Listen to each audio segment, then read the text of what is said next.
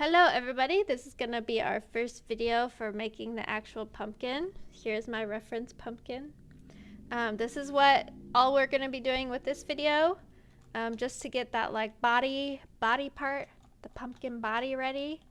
So yes, to get started, once you've opened up Blender, first you're going to delete that cube. I'm going to delete the pumpkin instead, so I'm going to hit X to delete. So I make sure I selected it, hit X, delete. Then to add a new object into the scene, I'm going to hit Shift A. So Shift A to add, and I'm going to grab that UV sphere. So again, X, delete, Shift A to add a UV sphere. Shift A to add anything. And whenever you add something, the very first thing you're going to do is look at the screen that pops up in the lower left-hand corner. It might be either like a little bar or it'll be like a nice box. These are a couple of like presets of the thing that you might sabotage everything if you change these presets later, so you can't ever go back to them. So issue with that, if I click off of this and I'm like, okay, time to set up my sphere, and I click on it again, that menu is gone. So you have to do it like very first step. If you do click off of it, it's not the end of the world, because I can just hit X, delete, Shift A, UV sphere to add in a new one. So I'm actually going to keep the presets, but segments is going to change how many vertical segments they are. Usually working in 3D, you want to be low poly as possible. So normally if I was just doing like a ball, I'd probably be like this. And there are like special effects that I could put on to actually make it look smooth. But because I already have a plan, everyone, okay? I have a plan for this pumpkin where we're gonna have a segment that's like, oh, it's like a full set of hand per pumpkin bulge. So I have like the two inmost one. I have one for the topmost part of it, and then two middle points. I don't know if that makes sense. But I'll have like the peak, the valleys, and then two in between per bulge, and I'm going to have 8 of them. So happens to be I need 32 segments. And then I usually just do the rings an amount that makes these faces relatively square. So 16 was a good amount. Square because it's relevant for materials in the future. Squares work better for materials. Normally for radius, normally you're gonna work in real life scale, so it's 1 meter. This is gonna be a 1 meter pumpkin. If this was gonna be an actual figurine, it'd probably just be like 5 centimeters or something. So if you wanted to like 3D print it, you'd need to change the scale eventually. But we're pretending it's like the big like display case pumpkin to bring to like Gen Con or whatever. Mainly I'm doing this because sometimes there's issues when you work smaller scale that I don't know if we'll have the time to fix these issues when they do come up. So we're just cheesing it. We're cheesing it. They're easy. It's just like kind of annoying. Don't be stressed if you do work smaller scale. They're pretty easy. Easy breezy, beautiful.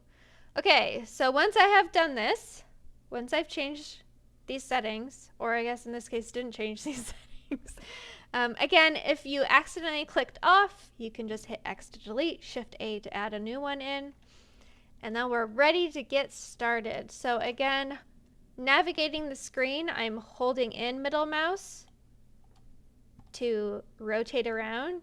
I'm scrolling middle mouse to zoom, and I'm holding in Shift and holding in middle mouse and moving the mouse to pan around the screen. Okay, and then other hotkey, new hotkey, I don't remember if I went over this in the intro video, but tab will toggle you between object mode and edit mode. So object mode controls the whole sphere. You can see the entire sphere is highlighted. If I hit tab, it highlights the specific parts that make up that mesh. And the parts that make up that mesh are in that top left corner. We have vertices, these little dots. We have edges, which are the lines. And we have the square, which are the faces. So I'm going to be I usually work in vertex mode for most of my modeling. There will be times when I swap, and I'll be sure to call it out when I swap. So first, a couple things about selecting, because we're going to just start like selecting some of these vertices. You can see just right now I can click on specific ones to grab them. I can hit A hotkey to grab all of them, but I can click specific ones. If I hold down Shift after I've selected one, you can see it adds on. That's like an additive selection, like I want this and this, so you hold down Shift. Another option is holding down Alt. When you hold down Alt, you're going to see it picks up like a string of vertices, so this is kind of like a loop selection. And what it's doing is it's looking at the direction of the edge. So we're in vertex mode, but it's going to be looking at like the edge that's connecting that vertex and grab all of them as like much as possible while like continuing that like perfect strand of like edges. So for this, rather than clicking right on your vertex, you want to click on the actual edge you want it to pay attention to, because if you're just like grabbing from the actual dot, sometimes you're accidentally going to grab the wrong direction. You're going to grab horizontal instead of vertical. So if you aim smack dab between two of your vertices rather than the vertex itself, I don't know. So smack dab in the middle of the edge rather than aiming for the dot. My aim was like too good. See that one? Oops, did it wrong. So aim in the middle, it's going to grab that line that you intend for. So once I've grabbed that, again, I held down Alt and then left clicked. I can let go, I can hold in middle mouse, rotate around, and now I'm going to grab a line, a set of those vertices every 4, I think it was. I don't know. There's going to be 3, so there's 3 black lines between the 2 highlighted lines. So to do my add-on to my loop selection, I'm going to hold down Shift and Alt. So I'm going to hold down Shift, hold down Alt at the same time, and then I'm going to go in with left click, aim between the 2 dots on the edge so it knows which direction to look. You can see I then let go of those keys. I can move around, navigate around, rotate around. Again, hold in Alt, hold in Shift. I can grab that next round. If I accidentally grab the wrong one, I can hold in Alt, hold in Shift again, and that deselects it. If I accidentally click off my object and I lose all of my selection progress, I can hit Control Z for undo. So we're just going to start like rotating our way around and then holding in Alt and Shift. So again, hold in Alt, hold in Shift, then left click, then release Alt and Shift, hold in middle mouse to rotate around, hold in Alt and Shift, left click, release your Alt and Shift, and then we'll rotate around, hold in Alt, hold in Shift, aim between the 2 dots, left click, release, Shift and Alt, rotate around, Shift and Alt, left click, rotate, Shift and Alt, left click, rotate, Shift and Alt, left click, And then we make sure we did that correctly because I wasn't paying too much attention. I was letting it guide me. I think I did it. We did it. Okay. If you notice that the pattern isn't correct, you can always, again, go back in, hold an Alt, hold in Shift, and it will deselect a whole loop, and you can reselect the correct one. It might also not line up from you starting with a different number of segments. So again, I started with 32. If you decide you want a different number, that's fine. If you want a realistic pumpkin, they aren't usually like perfectly sectioned off. Oh, sorry. I don't know if that made a loud sound. So now that we have these selected, what we're going to do with this is we're going to make the actual like bulges of the pumpkin. So imagine what we have selected right now. It's either going to be like the innermost points of the pumpkin, or it's going to be the outermost, depending. We'll see. We'll see. I forget what it ended up being. There was a spoiler on the screen. Spoilers. So with this, we're going to be scaling it, like scaling either this part in or outward to make these bulges. So right now, I'm just going to hit S. This isn't the way we're going to do it because we're going to do one minor change first. So if I hit S for scale, you can see it's scaling it in all axes, but it's making it really rigid. And we want it to be more like smooth pumpkin. So I'm going to hit escape to get out of that scaling. So what we're going to do is we have this thing called soft selection or proportional selection, and it's this little circle at the top of the viewport, top in the middle.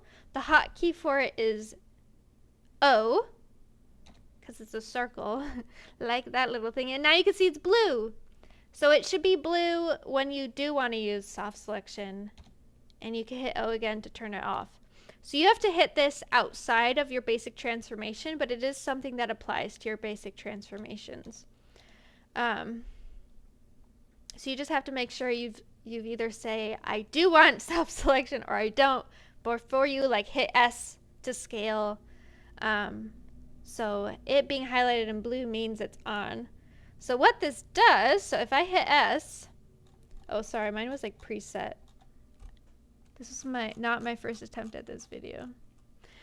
So first time you have this on, it might be like too large. So right now you can see, rather than just those vertices being scaled, like my entire sphere is being scaled.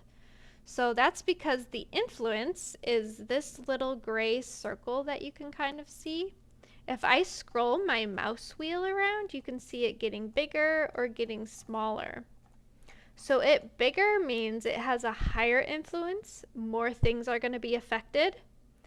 If I make a smaller circle, you can see less not unselected segments will be affected. So this is me just scrolling. This isn't me changing the scale.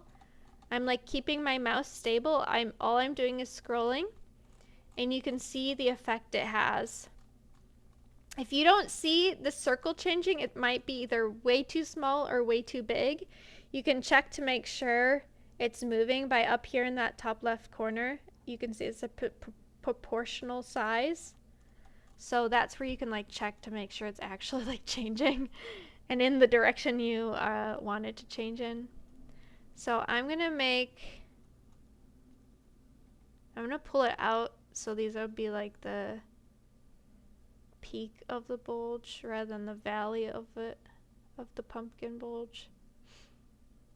And right now, something to know is I am scaling in X, Y, and Z direction. You might want to do it separately if you don't want your like top ridges to be as defined. It's more personal preference of how you want your pumpkin to look. So again, if you do, right now it's scaling in all directions. If I don't want to do that, if I just want to scale it in X, I can hit X. Only Y, you can hit Y, Z for Z. If I don't want Z, oh, what does it do? If I don't want Z to be affected, I can hit Shift Z, and now it's only going to scale in X and Y. So I might do like two two versions where it's like I do like a little bit, or maybe I'll do the more extreme without Z being affected. And then I'm just going to hit S again to scale. And this time it is scaling Z. I'm going to change my proportion. You can see I'm making it so more is being affected. How's that? I don't really like it, but it's fine. I just don't like it because we haven't done the squish part yet. So this is fine. This is great. I think I kind of do want a little bit more ridges up there, so I'm going to hit Shift Z, undo. God, I redid this video to make it quicker, and I'm like, my pumpkin's not perfect. So S for scale. I'm going to keep that Z transformation in there. I actually kind of like it. Great. So now our final step of yesterday was just smushing it down so it's less round. So I'm just going to go in, grab that top vertex.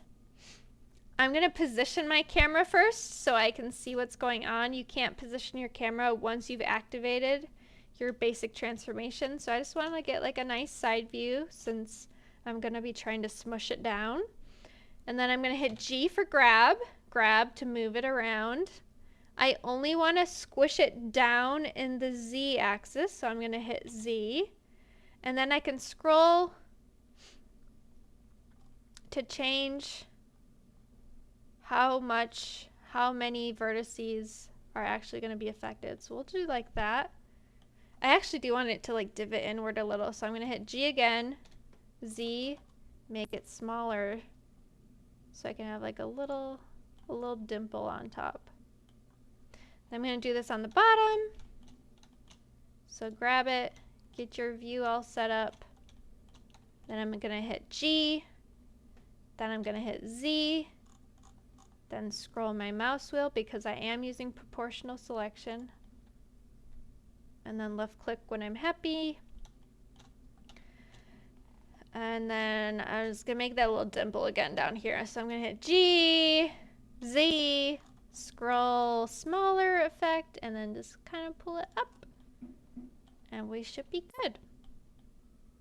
And again, if you didn't want to be using proportional selection, you can hit O to turn it off. If you need to like do minor adjustments of like single points, you could turn it off. But that's all that we got last time. We got that body of the pumpkin. So yeah. See y'all tomorrow.